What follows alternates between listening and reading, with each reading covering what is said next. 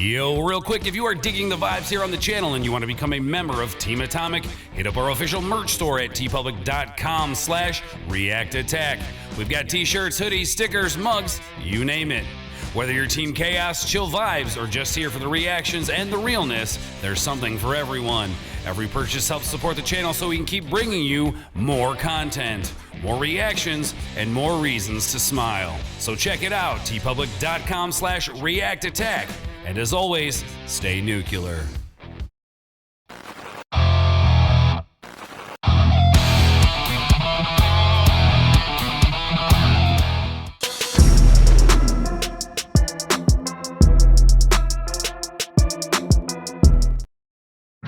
This is the React Attack Podcast.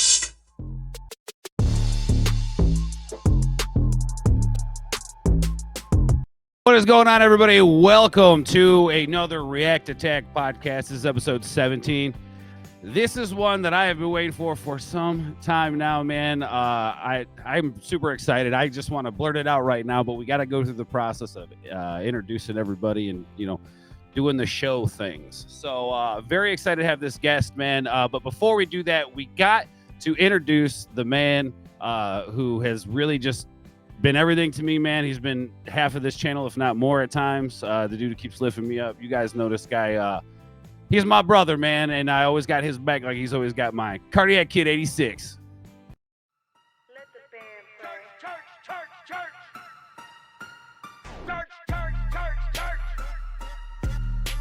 I am the redneck bitch.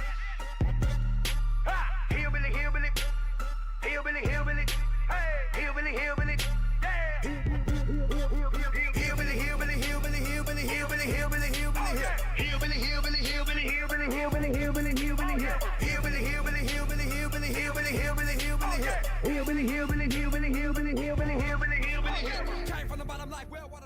Yeah, what up? Cardiac Kid 86 in the house. What's up, brother? Not much. What's going on? Not much, bro. It has been a heck of a week getting stuff done. I was literally cleaning and scrubbing the bathroom and the toilet right before we decided to do this. So, it's just life, man. You're in the middle of doing stuff. Sometimes you got to stop, handle some business, and then go back to doing some other things. So that's just what it is, man. How you doing? Doing good, man. Doing good. Like you said, this week's been kind of hectic in a way, but hey, it is what it is. For sure. Now you got something coming. Like you went to the doctor and they said something, man. You wanna? Yeah. So I'm gonna have to have another surgery here soon. So I don't know dates yet. So okay. Well, for those of you watching, guys, send us some prayers for boy Cardiac, man. We're gonna look out for him, and we're gonna keep you posted about everything. So, dude, this guest, man, I'm freaking stoked to have this guy. I know you've talked to him a handful of times. I've talked to him a few times. We've got to see him. The first time we ever got to hang out, you and me, the first time we ever met up was at this guy's concert. Yes, it was. And it was a heck of a time, man. Yes, it was a good time. It was really cool to just have that experience with you. Because, I mean, like, I got into country rap, came across you, and you and I had just been doing this thing ever since. You're like a wealth of knowledge with this stuff.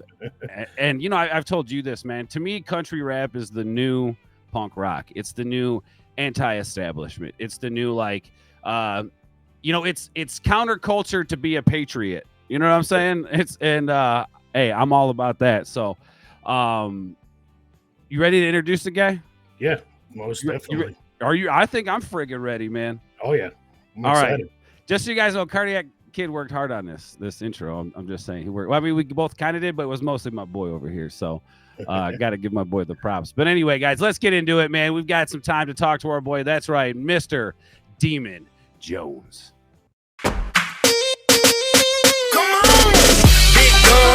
Loud pipes, get wild, let's fight. Truck beds, ice down. Jones County, my town. Country girls, my type. Dixie dimes, just right. Crank it up, get live. Throw it down, all night. Demun Jones from the muddy south. Highway 11 with the creep behind the house. Anyway you turn here, guns bust loud. Hard work, hard play. Let's go, Demun Jones. What's going on, brother? How's it going? That's good stuff, man. That intro, that was sweet, dude. Thank you for that. Absolutely, man. Absolutely. Yeah, it's like I said, it's something we do to just kind of pay respect to the artists coming on and showing us love and taking the time to be here. And thank you so much for that, dude. I mean, I know you're a busy guy. You got the family, and you're dude one place to the next, and then here. I mean, when do you find time to sleep?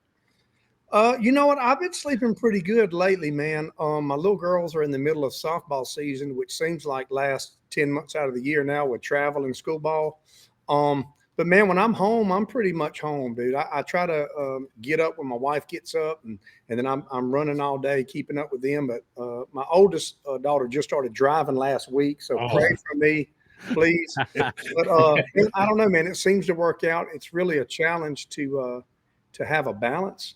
But I don't know, man. I like I say, I've been pretty blessed. I got a really awesome wife and beautiful kids, and somehow, man, I've been able to balance it where I'm able to make music and travel and tour enough to where I'm not an absent father. You know what I mean?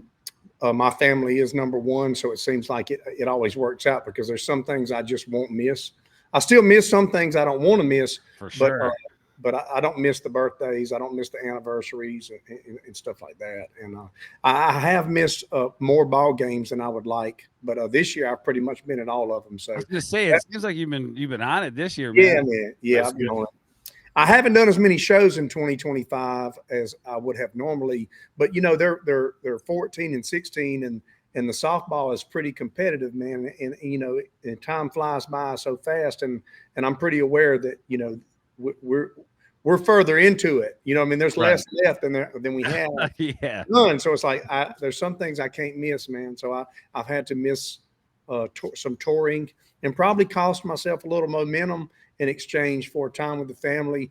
But you know what, man? You only because here's the thing, dude. The one day the career you'll hang the hat up, right? You'll hang that up, and then what will you have? Your family. So of course you got to invest more time into your family. See, that's the weird thing, and that's the hard balance. I think it's that like what you do for a living is putting into your family, but you can't be there to do that. Yeah, it's tough, man. But I have definitely cost myself. Well, I don't want to compare the two because it's really not comparable. My family is number one, but I also want to take good care of them.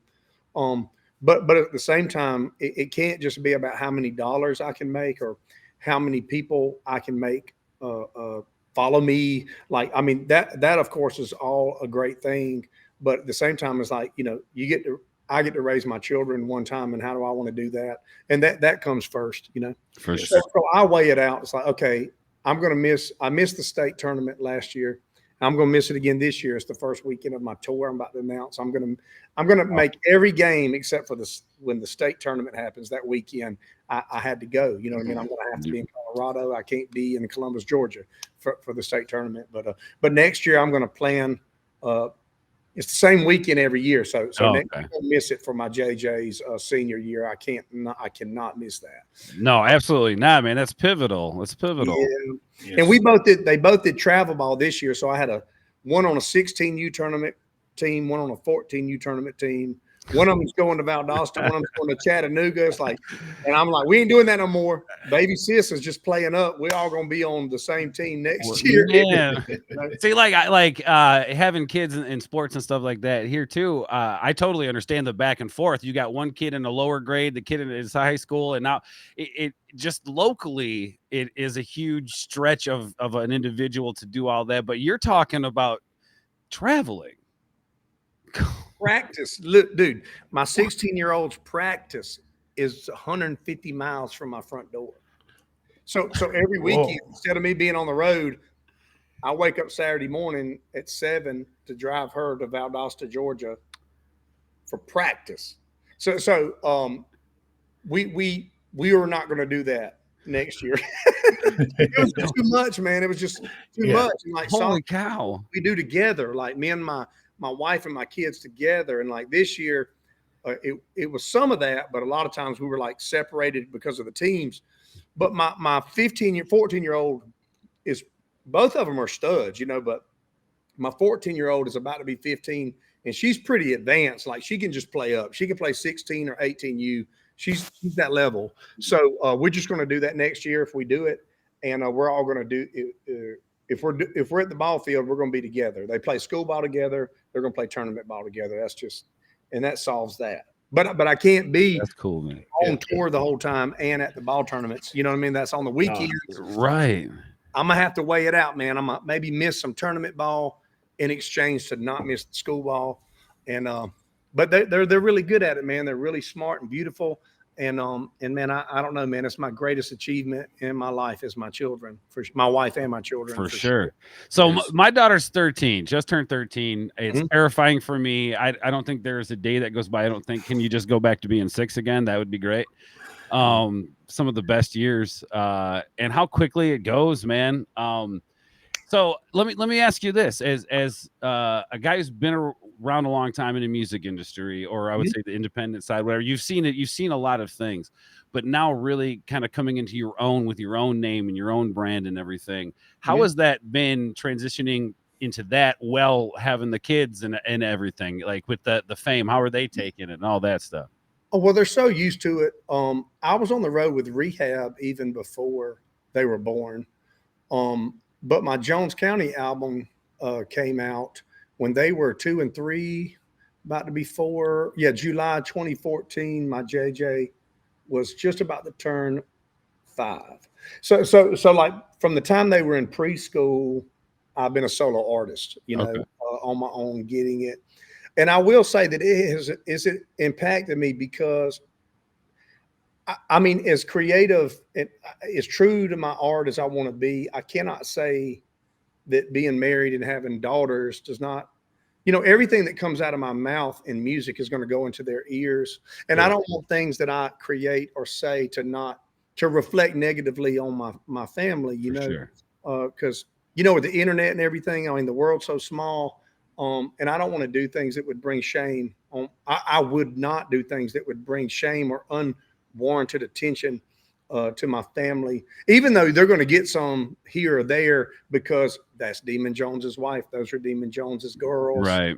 And, you know, for the most part, it's positive, right? There's because I don't really do a lot of negative things, but there are a lot of assholes out there, and you know, people don't need an excuse to be a negative asshole. No.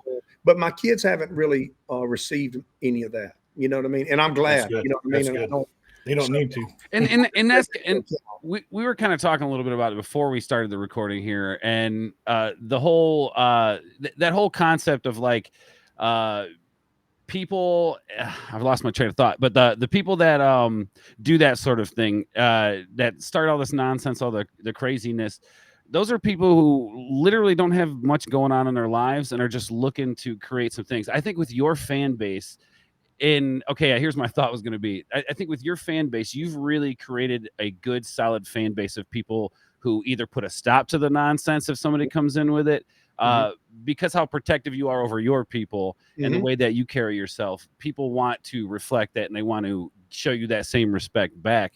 And I don't see a lot of nonsense going on with you in your comment sections or on your Instas or any of that stuff. No, I don't get a lot of it, man. And I have to say, when I'm about to go on tour, releasing albums and videos, I do participate a good bit in the comments. I try to respond, but I don't spend a lot of my days digging through what everyone says, right? I want to make sure that I share what I need to share. And if I have something of value, I share it. And I don't like, sometimes there's just like random negativity, and like, man, a lot of times that is something coming out of someone that's already in them, right? Like, you know, I can't give you something I don't have. So a lot of times if someone is being negative, I already have an empathetic angle in my heart for people. Like a lot of times it's because, you know, there's something negative in them and it comes out. So I don't like get upset or I don't like start cussing at people or nothing like that. You know, I've already kind of went through my stage earlier in life.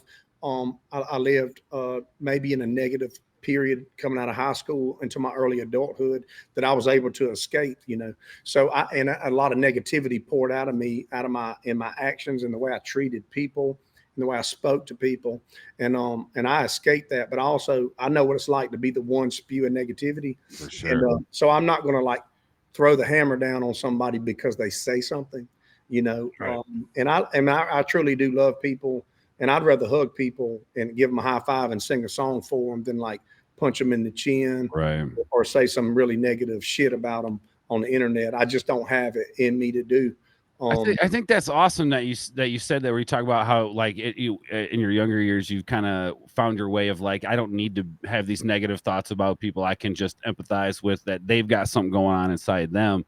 I think a 100%. lot of people learn it way too late in life. Mhm. I guess there's never really too late as long as you learn it and apply As it. long as you learn it, it's different for everyone. Everyone's journey, Right. Everybody ain't at the same mile marker Right. that No. you're at Right. in the journey. So it's like, if you would have met me 10 or when I was a kid, you wouldn't think near what you think of me right now. You know what I'm saying? Right. I was a totally different person. And so like, everyone hasn't arrived at who they are or where they're going at the same time. So I would rather, like I say, encourage people and find a positive thing while they're on their journey instead of like throw rocks at them, because at some point someone that's yelling at you is going to be standing beside you pushing in the same direction. And I'd rather make friends, man. And like, there is a time in life, for being a good man. I think to be a good man, you have to be capable of terrible things. You know what I'm saying? Like in real life, not like typing and Right. talking. Like, if you have a family, you have to be capable to protect them and do things that Right. could be viewed as awful. And so if it ain't that, I don't have it. Like if it ain't, man, I heard 50 Cent say something, and I already thought it. You know what I mean? Because I'm cut from the same era. You know what I mean? As him, age and time wise. I'm a little younger than him, but I mean, I grew up in this period. Yeah. If it ain't worth killing somebody over, then what are you talking about? Like, Yeah, no, you should. like, and I ain't Exactly. trying You to should kill be nobody, capable. but I'm saying, Right. like, Right. serious, You should be bro. capable. You should be capable of handling that type of thing if need be, but the discernment and the chill to not do it. You know what I'm saying? Out of in any normal situation. Yeah, man. I don't want no trouble with nobody. You know what I mean? No, God, Right. I will go out of my way to walk around it, man. Like if it ain't, it ain't over like freedom or over the life of your family. It's like, nah, man, I'm good. I'm Right. good. Like I you- want to you- music you and understand- sing songs, man. Right. You understand. I would say probably living in the moment, right? And I think when people begin to kind of, I would say, loosen up with life, don't take life so seriously, loosen up, and like you said, have empathy instead of anger towards people. I Yeah. believe that's when God starts giving the blessings, man. Yeah, man. I agree with that. And also too, forgiveness, man. I saved it on my phone. I'm gonna post it because I was like, dang, man, not only is it biblical, but it was like, man, to really be free and to be an adult, you have to, I can't keep a record of every time somebody stepped on my toes, man. Every time somebody they did this and did that, Like I'm 20 very volumes. down with me, and then I'm just going to hammer it. I'm going to use it as a hammer on somebody. Forgiving other people is really about. It's not really about the other people. It's about you. You know what I'm saying? Right. Like I can't walk around keeping up with every wrong, you know what I'm saying? Yep. Oh well, I know. yeah, no, absolutely, man. Paths of everything God's job. somebody did that I think is a mistake, I'm going to use it.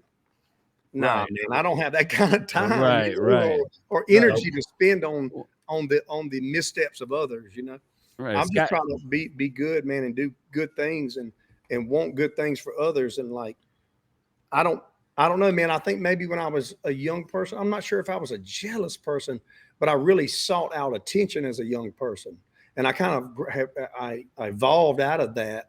I want to be successful to the degree that I can use my gifts to provide a nice life for my family. Amen. And hopefully if that inspires someone else, that's amazing.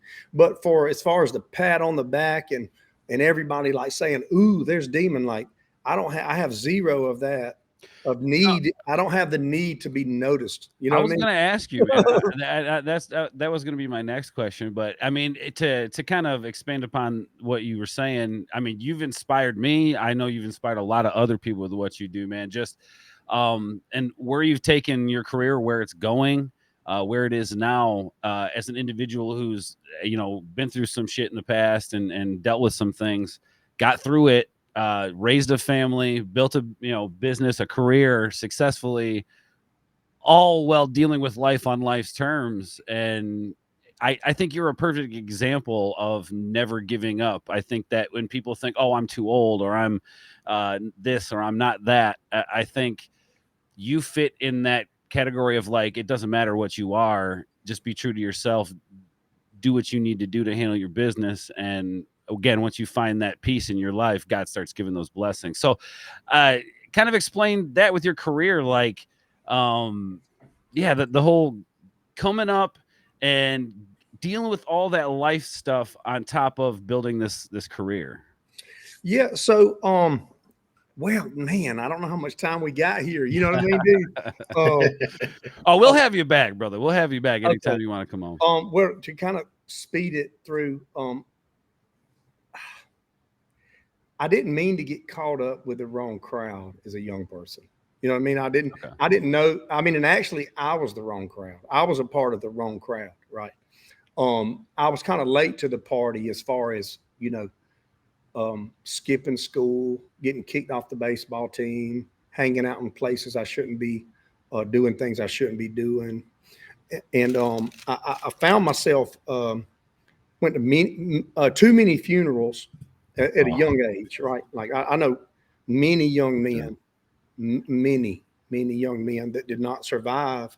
And so by the time anyone ever heard me sing anything, I had already kind of survived something that a lot of people I know did not. And I haven't delved too far into my music. I haven't quite realized how to present it yet. And I will, just because as an artist and as a man, you have to be honest, you know what I mean? Like as a creator. And I've tried to use just the fact that I'm from Jones County, a rural place where not much goes on. I tried to use that in a way, like maybe the way NWA used Compton. Like I had never heard of Compton until I heard NWA. But the way they told their stories, I was intrigued, and I wanted to. Man, I was like, wow, that I don't want to fight the police, and I don't want to shoot nobody, but it's really cool how they tell their story, right? Right. And I'm from Jones County. I was like, so maybe if I tell the stories, of me, of what I saw growing up and what I grew up around, maybe a little kid in Compton would hear it and be like, dang, man, that's what I never heard of Jones County, but that sounds kind of, that's cool. You know what I'm saying? Like that's a great concept, man. Yeah. And like you embellish, right? When you're writing songs about trucks and hunting, and like, man, I grew up doing all that stuff, right? Right. But when I was a teenager, I didn't know that growing up the way I was growing up was really cool, right? I thought that, okay, when I grow up, I need to get away from Jones County. I need to be something bigger out of this country bumpkin little place. But then as I kind of grew up and realized that instead of trying to be something I'm not and be around a bunch of things that are not what I'm used to, right? Right. Like, being in the streets and being around things where people would get shot, robbed, and killed. I guess maybe the mirage that you would put on as a teenager, like when you start getting the attention of girls, and when you figure out like, no, I don't have that much money, but if I put these rims on my car, I'll look like I got money. If I wear this outfit, I'll look like I got money. So as I kind of grow out of this and the mirage kind of melts away, I start to have, I have much more in common now with like my 9-year-old self, much more than maybe my 19-year-old self. Hey, there you go. All the bullshit has kind of like, I've kind of grown by it, and what's left is what I actually am. You know what I'm saying? The way how did I actually grow up? Not what did I go and put myself in to get to you know what I'm saying? To be 1,000%, man. Because I hear you. Go ahead, Craig. Go ahead. No, I was just saying I 100% agree with that, because when I was younger, I grew up in a really small town of 800 people, and like I said, I went and put myself into something. Then at my older age, here I am back to how I grew up. So my age, that's the same thing is what you're saying. No, for sure, man. A lot of people, I think, put themselves in a situation to try to garner an experience or something, right? Yeah. Well, you're intrigued by it. You're intrigued. Right. Well, one town over is Macon, Georgia, and Macon, Georgia, I don't know if anyone is educated. I mean, Macon, Georgia is really rich in musical history. Otis Redding, Allman Brothers. I mean, Jason Aldean was born there. Little Richard is from Macon, Georgia. Oh, That's like dang. right here. All of that, like 38 Special, like all of that. Allman Brothers, Otis Redding, Little Richard. I'm right here. Like the Big O Ranch is 4 miles that way. Oh. He grew up in Tyndall Heights, which is 11 miles that way. I mean, the Otis Redding Bridge is right here outside of my shop. Is the Otis Redding Bridge because it's on the way to his house where he lived when he died. This is where he lived when where his wife still lives, right here. But Macon had developed into a very dangerous place. It is. I mean, it's basically Chicago, but Chicago's this big and Macon is this big, right? Yeah, I know. So I'm running the streets in Macon, where I'm there because of the music, but what's going on around me is very gangster, dangerous, very deadly stuff, right? And man, one of my best friends got shot in the head the week I graduated high school. Oh man! And so, like, while I'm on my senior cruise, I mean, I'm sitting out on the deck of the boat every night, drunk, crying. You know, right? One of my favorite people on the whole planet got shot in the head sitting at a red light. 15 minutes from where I'm sitting. And, and then I was tight with all of the relatives of my buddy that died, and his death kind of got me tighter with them. I spoke at his funeral. And so when I look up, I'm like, okay, some of these guys are robbing each other and shooting at each other. What are they going to do to me? Oh, yeah. My little white ass is sitting here. What is the police going to do to me? Because I've had the police put their hands on me multiple occasions. I've had guns in my face on multiple occasions.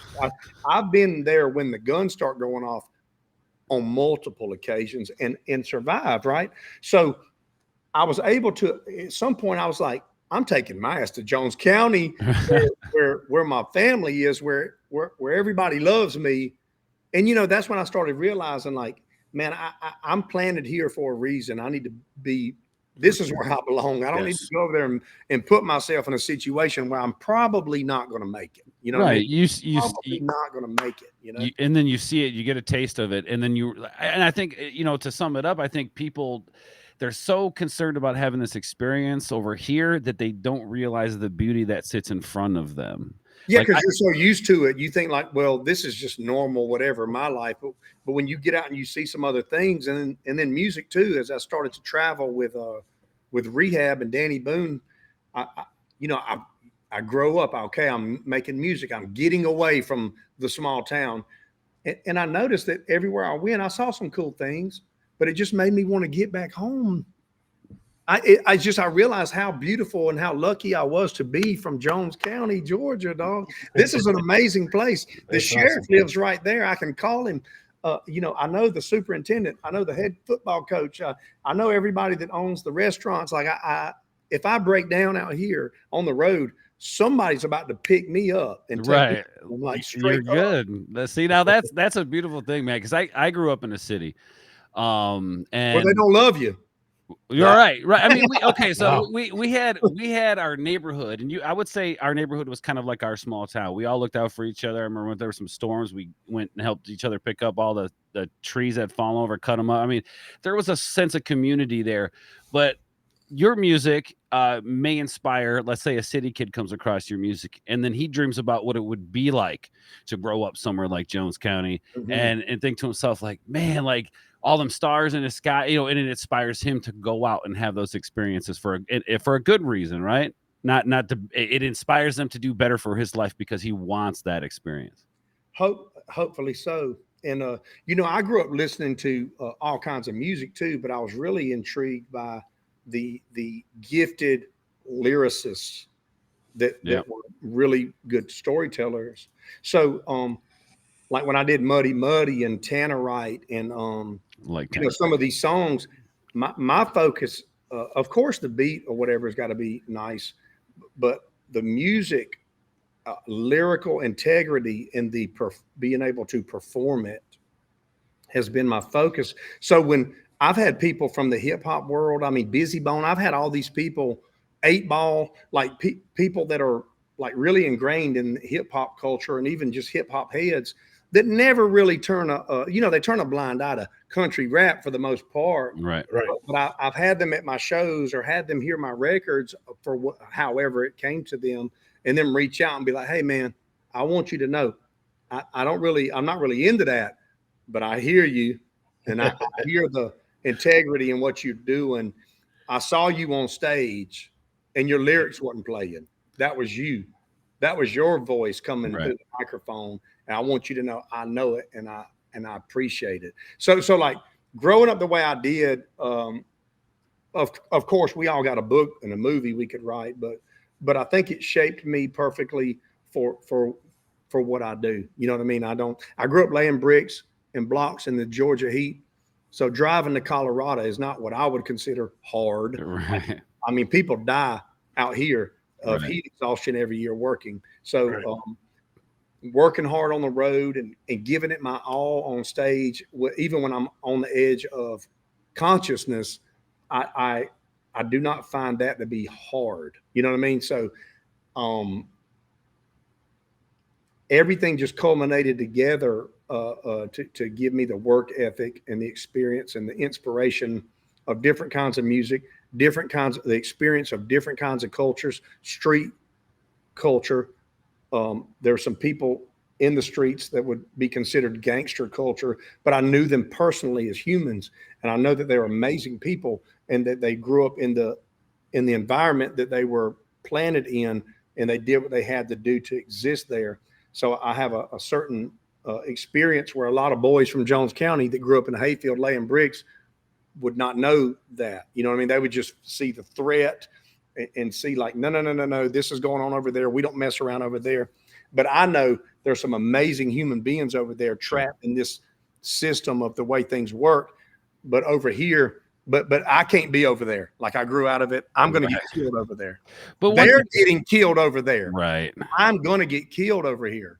Like I can't be over there. I'm going to go over here and get my life straight and try to have a family and try to be a dad as good to my kids as my mom and dad was to me. And I think I've done that. And I'm so blessed and fortunate to say that, I have a family and that I'm a good father, and my kids respect me and I love them. Amen. And I'm able to feed them with my music, with you know what I'm saying? And we're going to talk about that new album here in a few minutes, man. Yes. But one thing I really appreciate about you, Demun, is your ability to see nuance in situations and people, because I think nowadays things are so black and white. They're so, you have to be this side or this side. Like even akin to what you were saying about how I look at it through eyes of empathy as opposed to eyes of anger or hatred or jealousy, whatever. I think that I really respect the crap out of you for that, man, because we need more of that. We need more people to understand nuance in this world and individuals. And I see it the way you interact with people after a show, when everybody lines up to meet you and you take time, you give people time and space to talk and share their thoughts and feelings about stuff. And there's not a lot of people in the world that I know that are like that. So the fact that you do put that out there, and you are, I believe, that inspiration to that kid that may catch your music and think to himself, this country life, I need to get out of this city nonsense. And you've inspired that individual to not only better their life, maybe find God and, start a family and do those things that make humanity great, man. I don't know, just my thoughts. Well, I don't know. That's big. I mean, that would be amazing. If I can do that on any scale, small or large, that would be great. Again, like I said before, I think we started recording. Something I don't possess is a sense of an inflated sense of self. Like, I know that any good thing I do, I've been paid for in advance. And but I don't want to appoint myself the leader of men and like tell everybody what they got to do to save their life. But if I could just be honest and be a reflection of my experiences and a reflection of like God's light in my life, with my actions, as much as my words, then I think that will have the desired effect. And if somebody ever asks me anything, like you said at a show, the reason I stand there is not because somebody might be recording or taking a picture, but it's because I'm genuinely grateful that whoever's there, I understand that they might have laid bricks all week. For Yes. sure. For So sure. they could bring their kid to the show. You understand? And Yeah, I know absolutely. how hard it can be to pay your phone bill, like to decide, am I going to pay my phone bill and my groceries, or am I going to get this Demun Jones ticket, or what am I going to be able to buy a T-shirt, or like I kind of have empathy about what's going on. You know what I mean? And I want to hug your neck and tell you thank you for doing whatever you had to do to be here, because if people don't come to my show, man, if people don't buy my album or buy this shirt, like I'm laying bricks too. You know what I mean? Which I don't mind laying bricks. It's really a part of who I am. Right. And I kind of miss it, just to be real. I really miss it because it's such a part of the fabric of the human that I am, of the character. Because you can't fake a block wall up there, Right. brother. You Right. got to grab it, hold of it, and you know what I mean? Yeah. You cannot fake that foundation in the ground. You have to pour it, and you know what I mean? Oh, absolutely, man. Cardiac, as we speak, I'm relating to everything this guy is saying. Literally, yeah. There's been times where I'm like, do I want to take my kid to go see a Demun Jones show, and sometimes you got to make decisions, but that's just what it is. But I think part of it too is even though you're in that situation, still finding that happiness, still being able to be empathetic towards other people. And again, I think that's when God gives the blessings, is when you could be okay with the situation that you're in, making things happen. Like, look, at the end of the day, I've never really had money in my life, but I'm still alive. I still got good people in my life who love me, who will look out for me. And that to me is the blessing. And that's what I'm happy with. Hey, I'll be right back. Yeah.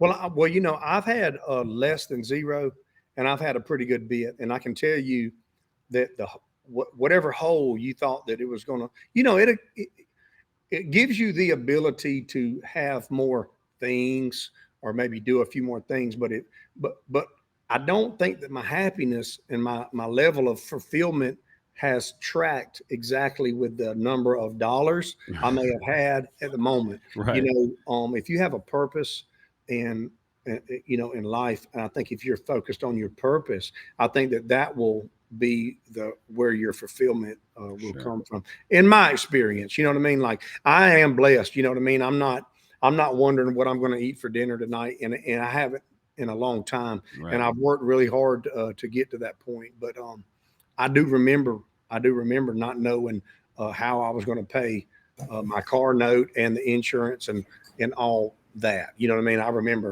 I remember those days, and I know that I have to.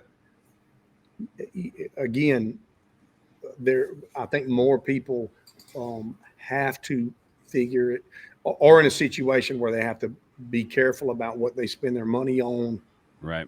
Than Yes. not, especially if they're listening to my music, because I'm singing songs that were inspired by the life I lived. And if people live the life I lived, there's a good chance that they probably weren't rich. You know what I mean? Right. No, for sure. Yeah. I damn sure was not. I wasn't raised rich or no shit like that. Right. Just circling back to what we were saying about, I think, being that inspiration of, like, it doesn't matter where you're at in your life.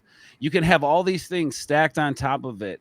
And then at the end of the day, you realize, well, yeah, all these things are stacked, but I still survived. I'm not dead. I'm alive. I can breathe. I'm going to go to bed and I'm going to wake up tomorrow.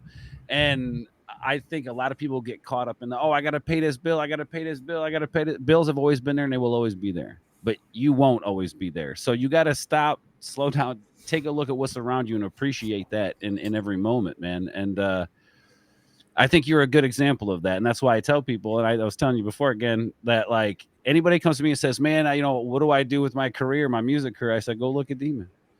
He's a great example. He's authentic to his music, his people. He takes care of his people. And honestly, at that show in Belvedere, I don't think there was a single person who even had a camera out. So what that tells me is people are there to enjoy the moment. And I think that's a beautiful thing. That is a beautiful thing. Yes. And I mean, I've actually prayed about it, man. Like, if there's a way to do this and not create a chaotic life for myself and my family, like, please help me maneuver this without being Because you know what I mean? Like, if you're on the front of a bunch of magazines, man, and you're on every other commercial, absolutely you are blessed. Like you're getting paid and you're doing this. And maybe some of that's in the cards for me, maybe not. That was never my goal. My goal was to create a life and a living and a career with through my creativity. Period. It was not to be a household name necessarily, even though if you're a household name, that reflects on mainstream success, probably. For sure. But just because you see these people on TV and on stage in every Super Bowl and all this, that does not mean that they are fulfilled or that their life is simple. A lot of times their lives are much more complicated. And I mean, I would not trade my relationship with my wife and my daughters Amen. for $10 million a year. You know what I mean? Brother. Right. Amen to I'm that. good. I'd rather just get by, and my kids want me at the ball game, and my kids want me at the graduation, and my wife want to celebrate our anniversary. You know what I mean, dude? Yep. And you can still live a semi-normal life too, without all the hectic, Right. all the chaos, like you said, chaoticness of everything. Right? Yeah, man. The chaos is. I'm not a stranger to chaos, but I would like to avoid it. Oh, absolutely, man. And again, just a testament to what you've done. I think so let me ask you this before we get into the new album. Let me ask you this. So that transition from that younger guy, that kind of angry into the empathetic guy that just wants to share his music and his love with the world. What was the hardest thing about going through that transition? Because I feel like I'm just now kind of in that journey, that healing journey, that journey of discovering who I am and what I'm capable of doing. What was like the hardest thing that you had to deal with, my dude? Like that switch over, because I'm sure it wasn't an overnight thing. This was, I'm assuming, a gradual thing, putting yourself in that state of mind of empathy instead of anger. Gradual to a degree, gradually building myself back up from nothing. Yes, that was gradual, but I mean, I was motivated by death. Okay. I have been on the edge.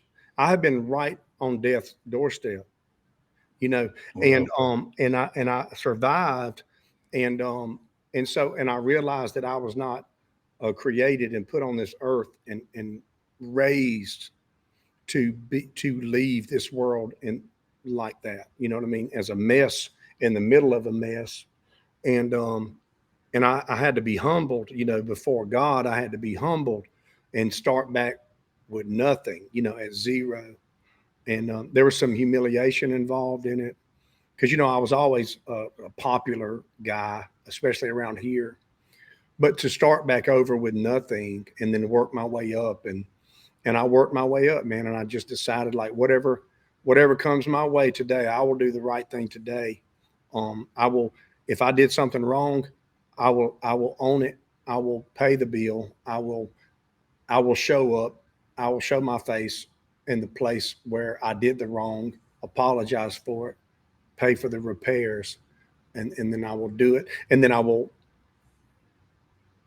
walk upright through the shame and the stigma of my past until I'm standing on what I want to be standing on. You know what I'm saying? Amen. That was gradual, but the decision to change my life was not so gradual. It's like, you didn't die, you lived. So now you have to live. You know what I mean? And knowing if I live this way, I'm not going to make it.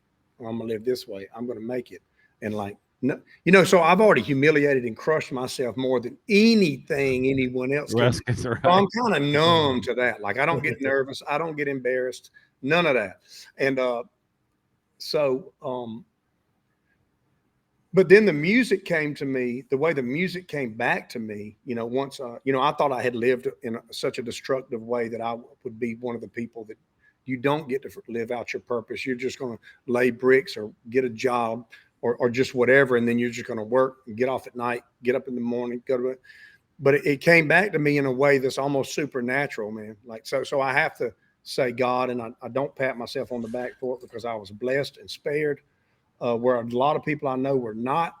And so I went at it 100%. I went at it 100%. When you see me with a microphone in my hand on a stage, I am going to give you all. He that I does. have. Oh, The folks watching this, if you ain't gonna see them live, go, because I tell you what, this boy Yeah. puts on a show. so the Well, first, thank you for that. I give it all that I have at that day, which is different on different days, but whatever Yes. it is I have in the tank is going to be laid out. so I've seen you probably perform about a dozen times, and last year at the local county fair here, you performed, and that's probably been the smallest I've seen, and you still gave it your all. You still like as that full venue compared to this county fair where there wasn't very many people. It was the same show. It was Thank the you. same show. That's It- what's up. and that's awesome to what I see. mean. Well, listen, if one kid came to the show, it's not his fault that everybody else didn't show up. Right. So right. he's there, right? He's there to see it, and I'm there to give it. You know what I Man. mean? He came to see Demun Jones, and he's Ooh. going to get it. To Here's- any artist watching this, listen to what is being said right now, guys. I You don't should- have no ego about how many people showed up at the show. Like Correct. some of that, I Amen, can't dude. control that. Like And the you radio speak ain't gonna that. play my song mostly. The TV ain't gonna talk about me and the radio ain't gonna play me unless I give them $1 million, which I'm not. Yeah. So I'm gonna show up for whoever showed up for me, and they're gonna get whatever it is I got. And those are lyrics in one of your songs. You know, went to Arizona and performed for what does it say, like 6 people or something like that? 3. Three Yeah. folks. Yep. I drove So 30 hours.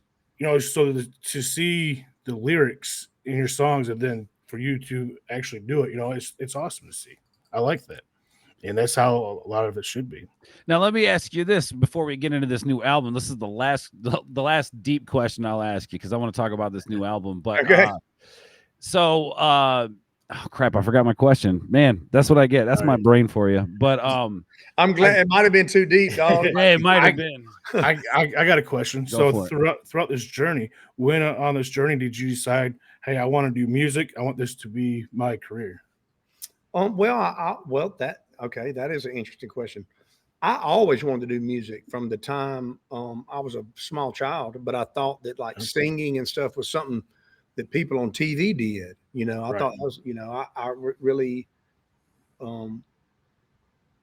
was captivated by Michael Jackson when I was very small. That's what's up. I thought Jimmy Page and Jimi Hendrix were from another planet, which I guess they kind of were. Black Sabbath, Ozzy Shout Osbourne, out to Ozzy, man.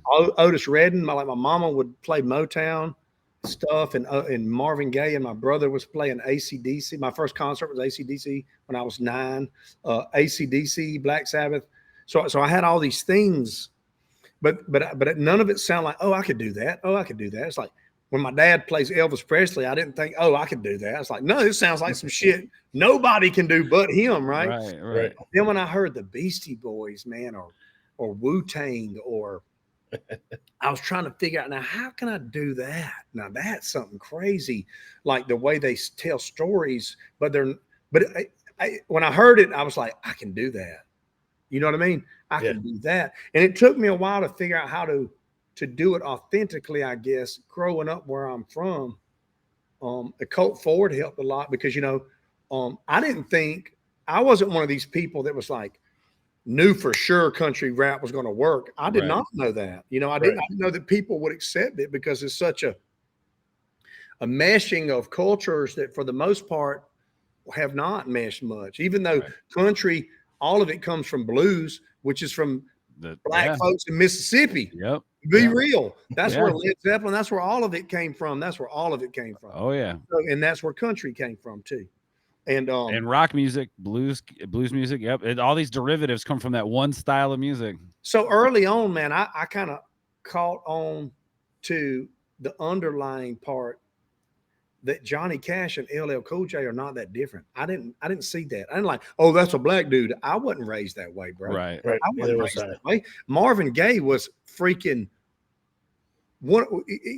Otis Redding. These people, Bo Jackson. Bo Jackson is a superhero to me, dog. I wasn't like, oh, well, that's a black guy. Like, no, nobody told me don't idolize Michael Jackson and Bo Jackson and Otis Redding. Like, no, I was inspired by all of it, and the hip hop music gave me hope that I could create music. Now I would go on to, like, I got my guitar right over there. Like, I play instruments, dog. I can sing. That's Like, what's I up. don't do country. This is something that is I'm not trying to down nobody, Right.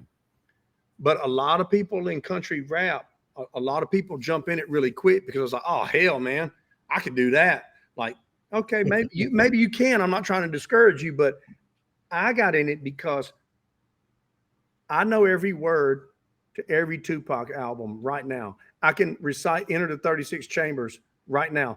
I can play Stairway to Heaven on the guitar right now. I can play Ring of Fire on the guitar and sing it right now. Like, I grew up in the middle of a hayfield, running through the woods with no shoes on, catching as many bullfrogs as I could, holding them captive in a 50-gallon drum because my dad was a bricklayer and we had them all over the place. Country rap is, I am what that means. Right. Yeah. Absolutely. And I could do it this way or I could do it that way. I could walk on stage with Kid Rock, play the guitar and sing backup, and I could walk out on stage with Method Man and be his hype man and kill it. That's what's up. That's awesome. That's how I know you're a true music fan. You're not just in this because you like country rap or because Or I might be able to make a buck. Right. No, like I was making money, dog, laying blocks, bro. I still got block money from building block buildings. You know what I mean? Right. Like, I don't have to do this. You know? Right. No, and it's kind of the same thing with me. It's like I grew up playing rock music, got into a lot of punk, the punk scene in the city and stuff like that. And then as I get older, I get curious about these other styles of music, and I'm now starting to learn how to rap, which I don't consider myself an artist by any means. I'm a musician, I guess I would say, but I love the process. I love music. It doesn't matter what kind. Hell, I'll listen to polka music if it's got a nice rhythm to it. You know, the whole concept of like, oh, rap and country, that, you know, crap or whatever people used to call it, that nonsense. It's like, these are people who haven't sat down to actually take the time to listen to Southern Sun Rising or, any other, just name any other guy out there who's put a song out there that people can connect to emotionally. They haven't There's taken a the bunch time. of them, dog, and Colt Ford. Like, Oh yeah, dude. No trash and no trailer. If anybody around this lane, because what happens is a lot of people are arriving when they arrive, right? right, And they think that that's when it started, when they arrived. right. No. Colt Ford is the first. No one else is the one that when everyone was saying crap, this shit ain't going to work, country and rap is crap, he put himself out there like this. He put himself out there, and what you can say whatever you want. Right. But I was there. I was in the room when it happened. Oh, I saw it happen. I got a gold record over there from a hook that I played the guitar and wrote in 2001. that's what's up, dude. And Let's 7 go. years later, Colt Ford changed it and made it ride through the country, which is the first country rap hit. And it's a gold record and a gold single. And he had the courage to do it and open the doors where there's dozens of artists and podcasts and people eating off of that table. So I'm not saying you owe Colt Ford anything other than homage and respect. Oh yeah, without a doubt. Don't Absolutely. disrespect Colt Ford, bro. Not around me. No, shout out to Hey, whatever Colt you Ford, want about man. this or that. You don't like his hat. You don't like his song. That's cool. Well, But and he looks out for people in this lane of music, man. I've he looked noticed out it. for me, bro, and he opened the door when there was no door. When there was no door. No, He took me on tour right when Jones County, my album dropped. He took me on tour and I crushed it and I made a living, and thousands of people that didn't know who the hell I was knew who I was after that tour. That's That's awesome. what's up, man. That's We- what it's all about right there. I agree. Yes. We could sit here and talk all day about this stuff. I want to get into the new album. Let's move on to the new album because that's really what this is all about. At least promoting. Yeah, there it is. That's what I'm talking shit. about. New album dropping. How many songs do we have on this album? 14. Oh, that's okay. Good.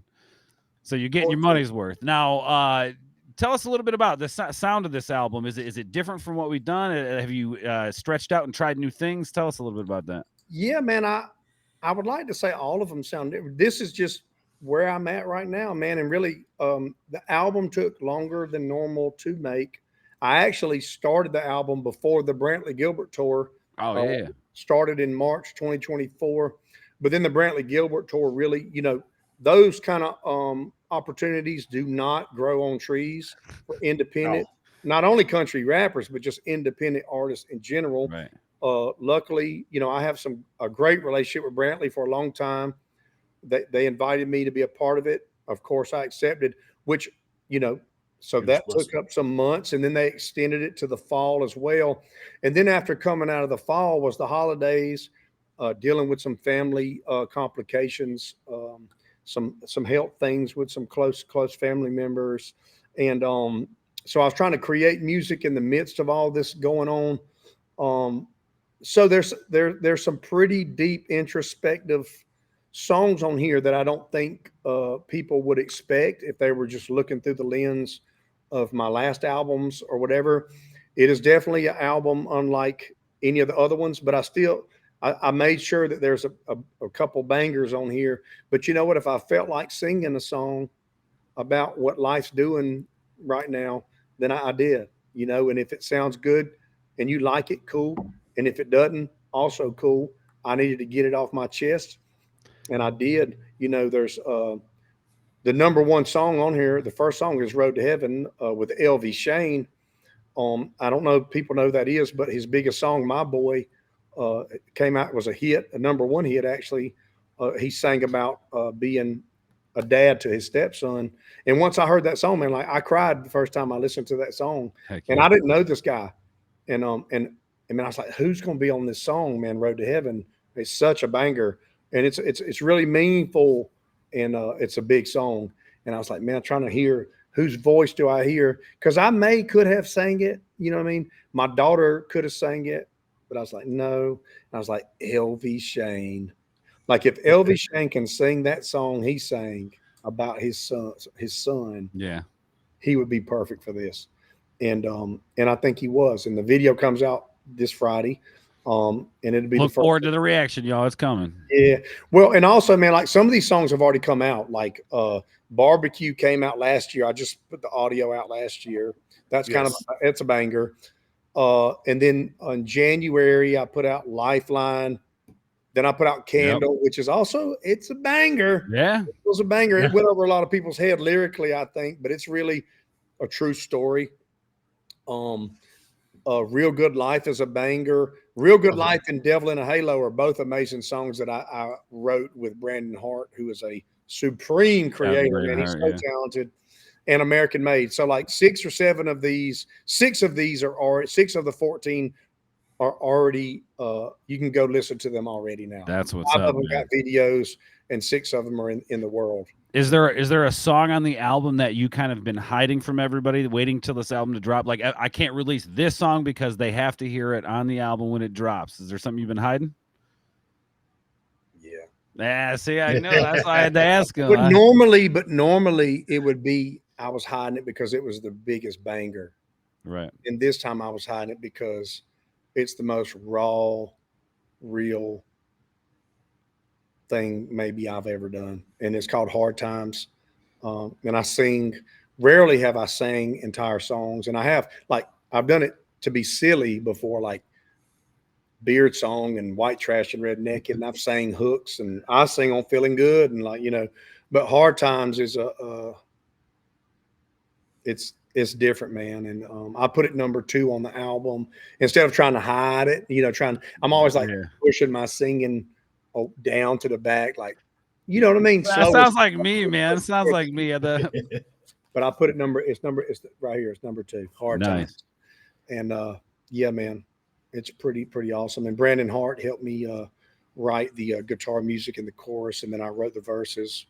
And yeah, I had really talented people produce it, David Kidd and Jared Shulo. Yeah, I was gonna say, how's the production experience with this album? Anything different than a normal production set? Like how did that go?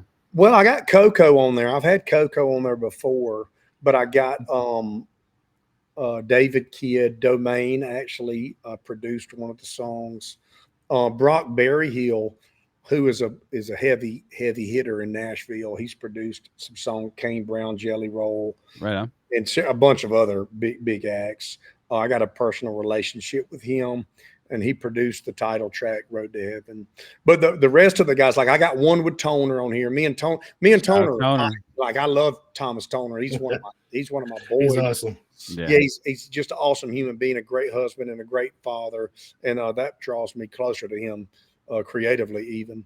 But I got a song with him. So yeah, man, there's a bunch of producers on there, but most of the ones are DJ KO, Jared Shulo, who is 5-star, and then I got David Kidd, Coco Bridges, Thomas Toner, Domain, and Brock Berryhill, and Brandon Hart actually produced Devil in the Halo. Let's go, Really? man. Nice. Yeah, that's why what's up. Devil in the Halo is almost like it's like a storytelling. I don't know if y'all saw the video. It's like Yeah, a murder I've seen mystery.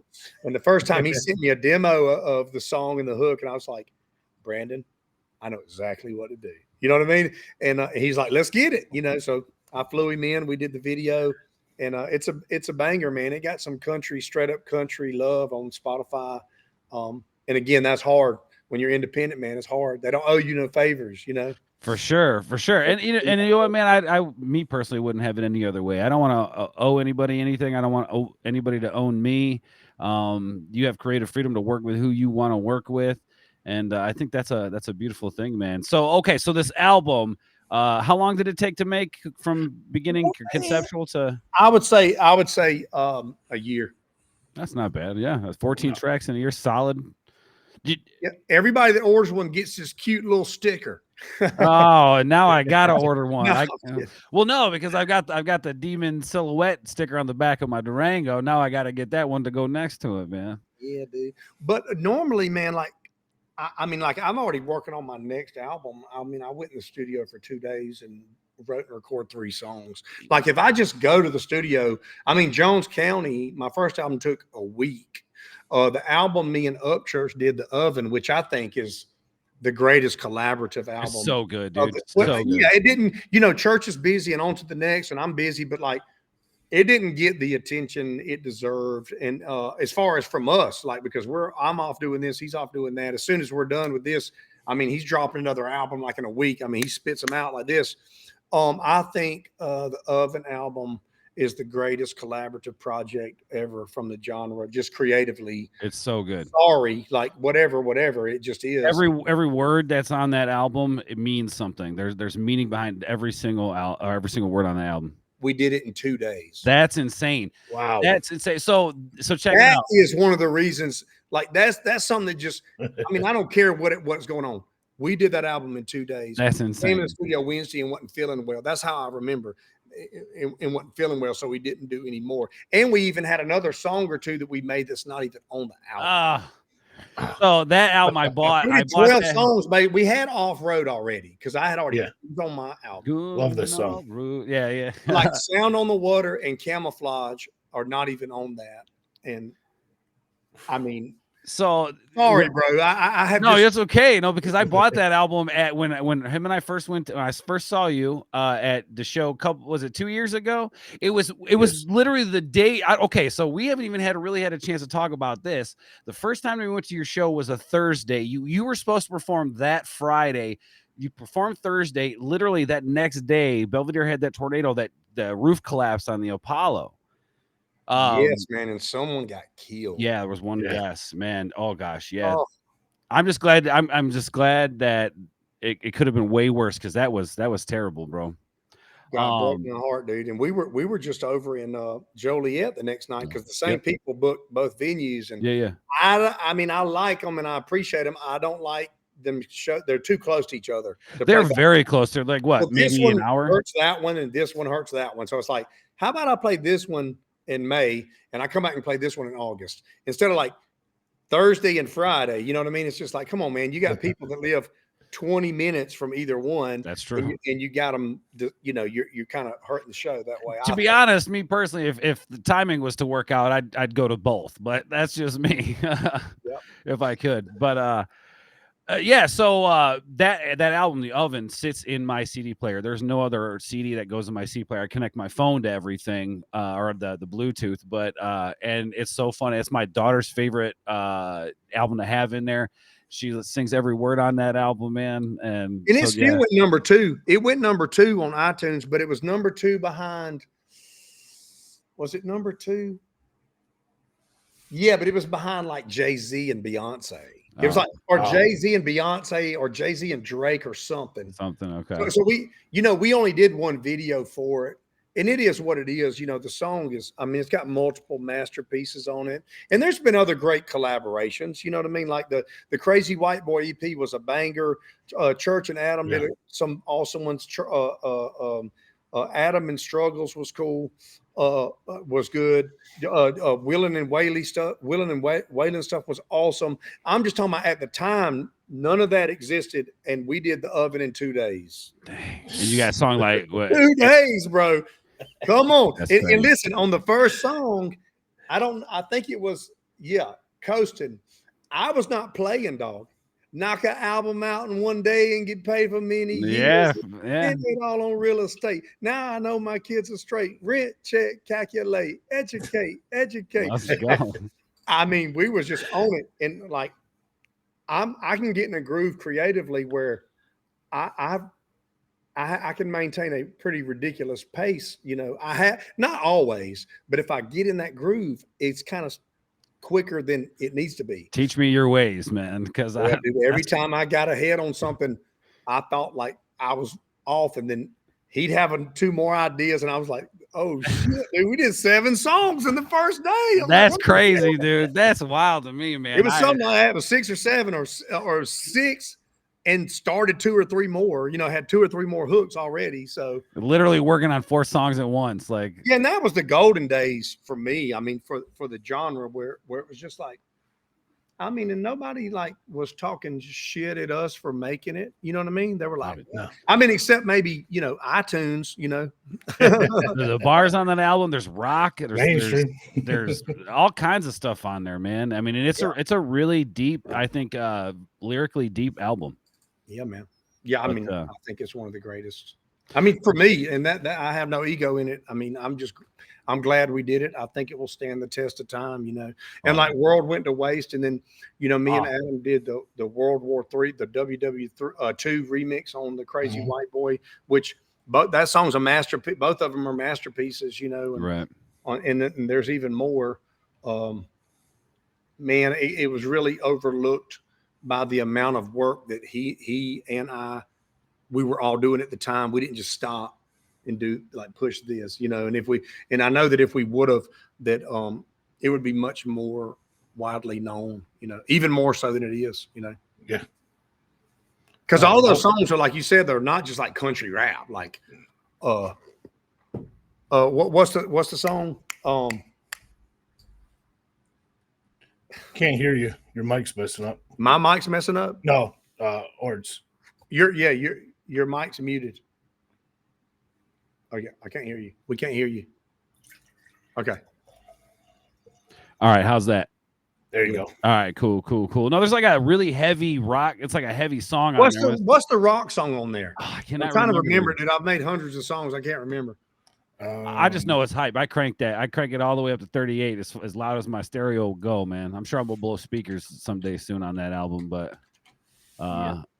All right, well, real quick, we're getting ready to wrap this up, and then so what we'll do is we'll do our little outro. We'll put you in the back for a second. If you got like an extra 10 minutes, we're gonna do some goofy, silly questions, just more personal things like type of food you like to eat, all things like that. And we usually make that content for the members, just give them a little something extra. The guys that show a little more love and support, and we like to get silly with it. So if you just hang out in the back for a second. But with that being said, I do have to ask this: is there a feature that you haven't done yet that you would love to do, a collaboration work in the future, that if you had the opportunity to do it, you jump on it?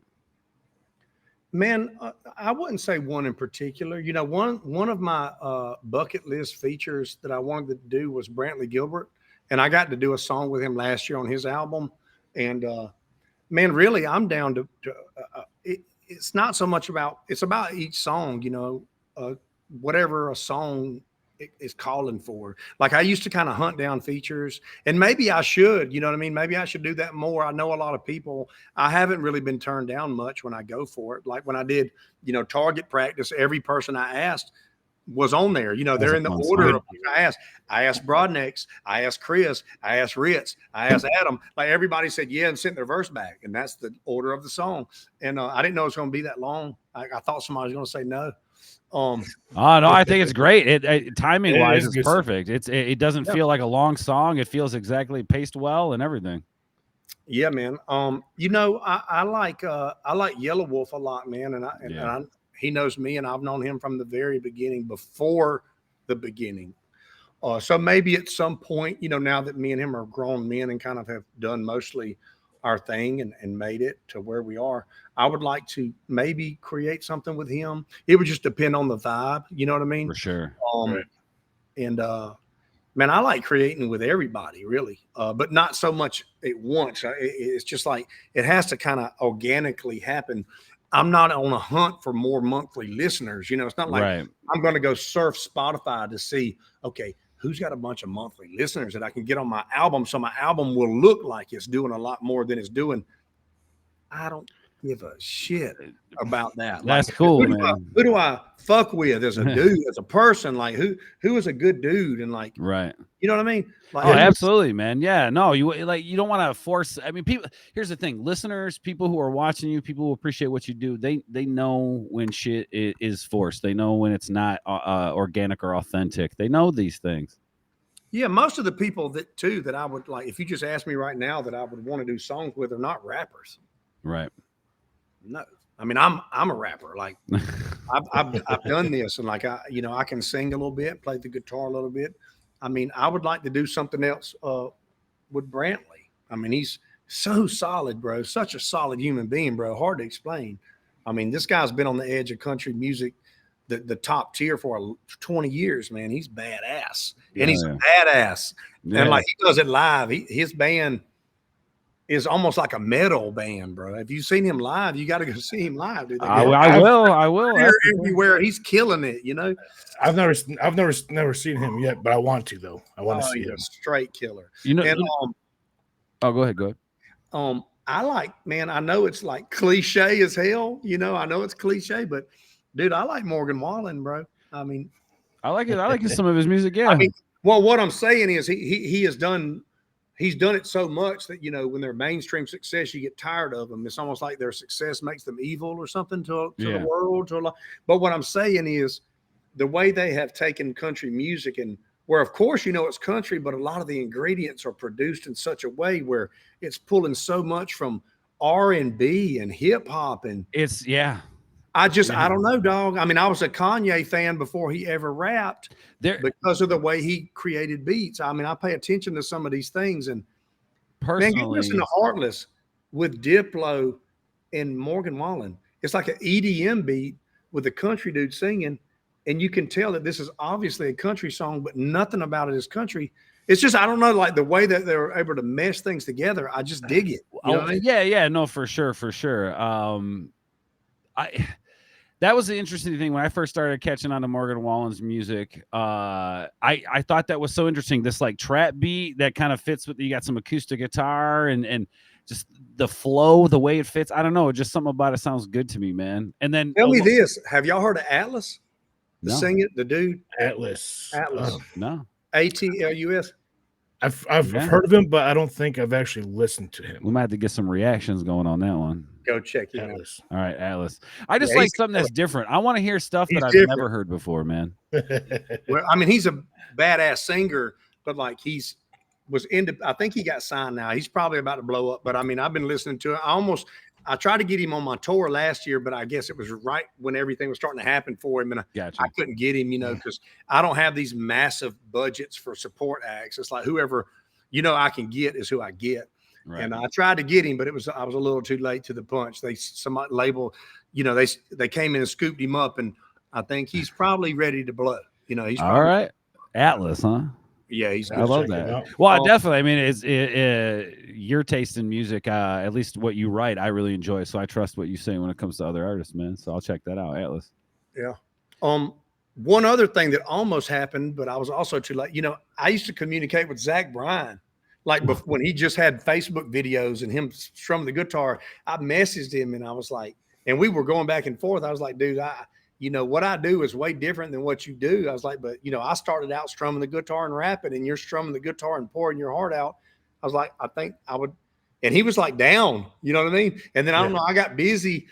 And then somebody's like, hey, man, have you heard of Zach Bryan? I'm like, yeah, I heard of Zach Bryan. I was probably on a 70-day trip or something.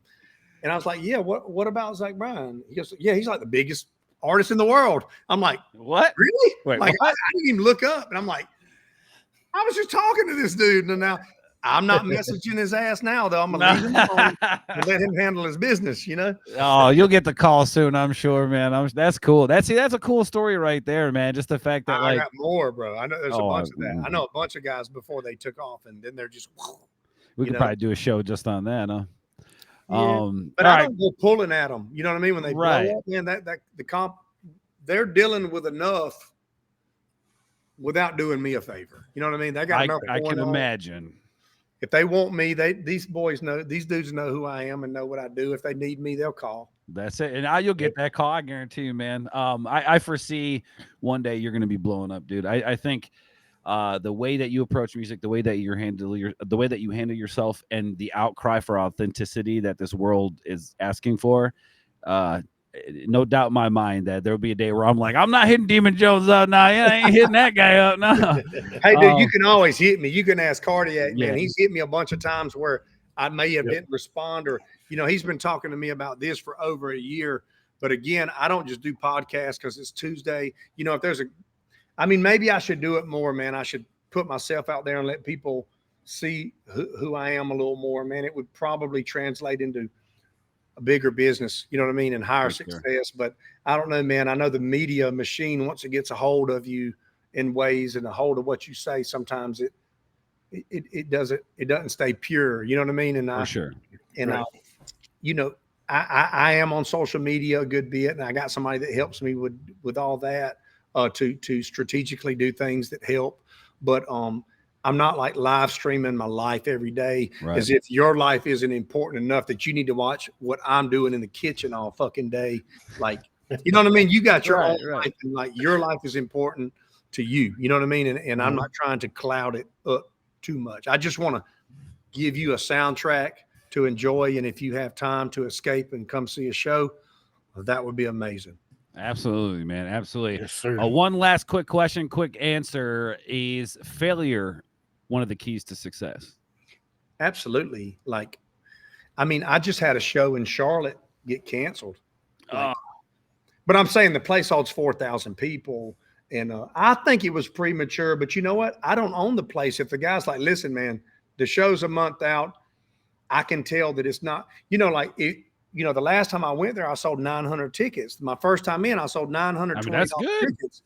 I think it's good. Yeah. But I'm saying if you own a 4,000 cap venue, it just to turn the lights on and staff the 7 bars and put the 28 security guards in there, I don't know what his equation is, right? But of course, I didn't like that. That's one day my band's not going to be working, and I love Charlotte, North Carolina. I was looking forward to it, but that ain't going to slow me down one bit. You know what I mean? Like, that doesn't hurt my feelings much. You know what I mean? I'm like, hey, man, I got a show in Jacksonville Thursday, Holiday, Florida Friday, and I got a hometown show in Macon, Georgia Saturday. I'm going to crush them all. And so that's what I got. That's what I have power over. We got to get down for a Jones County show, Cardiac. Yes. Like a local home. Yes. We got to do that. That'd be fun, man. Yeah, see, look. I've been wanting to for a few years. This Saturday's about to be lit, boy. It's not even a gigantic place either. Like there is the only gigantic place is the amphitheater. And man, I would love to say I sold 7,500 tickets anywhere in the world, but I don't. And so I can't do a show at the amphitheater unless it's 4 or 5 acts. And, like I played it with Brantley in the fall. Brantley and Adam, me and Adam were on the show, and we did it like right at 8,000 tickets. Nice. Wow. But Brantley Gilbert is a heavyweight. Bro. Well, right. You know what I mean? Yeah. So you like playing those local shows for your people? I do, man. There's it's a trade-off, you know, for the good part of playing for your family and friends you grew up with, your earliest supporters, the people that told you could do it before you did it and believed in you. They get to see you do your thing. But, you know, your phone blows up and you get a lot of odd requests. You know what I mean? Like, Yeah. you know, like if there's going to be 800 or 900 people at the show, I personally know 600 of them probably. And I've gotten text messages like, hey, where do I park? Like, hey, man, can you get, it's like, hey, man, can I get like 8 tickets? And I'm thinking, you do know that just my immediate family and my wife's immediate family is like, that's like 20 people. It's like, if I gave everybody I knew a ticket, I should just set up in my front yard and play and let everybody. Right. That's it. That's it. Well, if you ever want to do that, I could do it. That's what's up, man. That's what's up. All right. Well, like I said, we're gonna get ready to jump on the members side of things. So we're gonna do like a 10-minute quick. We're just gonna talk about some silly stuff. But real quick, as we get ready to do that, Demon, thank you so much, brother, for hanging out with us on this podcast. And appreciate it a lot. The inspiration, your words, man. Just thank you for being you. Thank you for always being that guy that ain't too big to reach out to guys like us and give us the time of day. So thank you, brother. Greatly appreciate it, man. God bless you. Thank you for having me, man. Absolutely, Yes, man. All right, guys, we'll go check him out. He's got the new album dropping. Can we pre-order it? Can we tell us about that? It's available to pre-order, pre-save on all digital platforms. You can pre-order it on iTunes, and you can go to demunjones.com/shop and pre-order the physical copy, a vinyl record, the merch, all I got, you know, Road to Heaven merch, all that stuff. And it'll be out everywhere this coming Friday. That's what I'm talking about. Make sure you guys go follow him on Instagram because he's always updating you guys. He's always communicating with you guys about what's going on with him. So if you guys want to know, hit him up on the Instagram and the socials and stuff like that. So, Demon, thank you, brother. Greatly appreciate it. That's it over to the member side of things. And yeah, love you guys. We'll catch you on the next one, members. Go check it out.